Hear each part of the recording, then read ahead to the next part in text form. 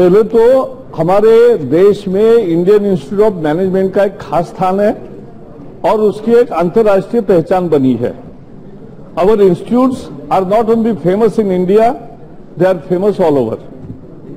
Kolkata, Ahmedabad, Bangalore, Lucknow, Indore, Kozhikode, Ranchi, Rohtak, Raipur, Trichy, Udaipur, Amritsar, Bodhgaya, Nagpur, Sambalpur, Sirmaur, Visakhapatnam, Jammu, all are working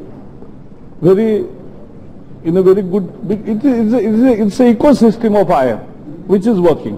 An ecosystem is of quality, and therefore what we are proposing through this bill is that they are not, because they are run by societies, we want to now declare them as institutes of national importance, thereby they can award degrees.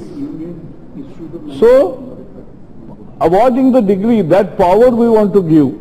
So it will be regular MBA, not a diploma, and not a fellowship but a PhD.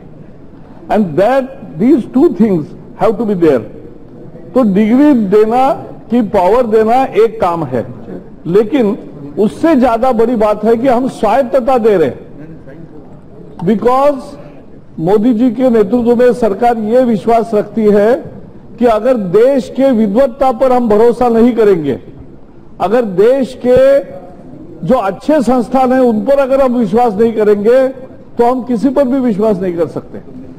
Therefore, we must give autonomy to the educational institutes who have achieved the quality benchmarks and who have achieved a reputation and have created an ecosystem for themselves and for everybody to follow. Therefore, ये autonomy देने की भी इसमें बहुत मुद्दा है।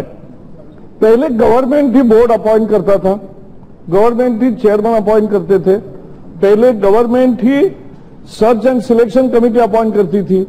अब ये कुछ नहीं हम करेंगे, ये सब बोर्ड ऑफ गवर्नर्स करेगा, क्योंकि गवर्नमेंट के नॉमिनी बहुत होते थे, अब नहीं होंगे और एक ही होगा।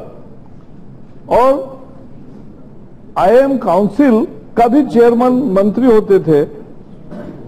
मैं अभी जो प्रस्ताव दे रहा हूं, मैं अभी नहीं रहूंगा उस काउंसिल का चेयरमैन, क्योंकि आई बिलीव जैसे हम घर में पेरेंट्स अपने बच्चों पर अगर ट्रस्ट करते हैं तो बच्चे ज्यादा अच्छा काम करते हैं, वैसे देश को भी अपनी संस्थाओं पर, जो काबिल संस्था है जिन्होंने क्वालिटी अटेंड किया है, उनको अच्छी स्वायत्तता देकर उन पर विश्वास करना चाहिए।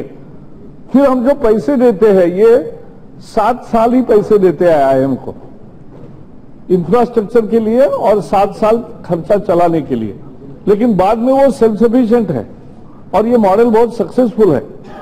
और इसलिए we must trust our best institutes और एक कल्चर को ये बढ़ावा देना चाहिए।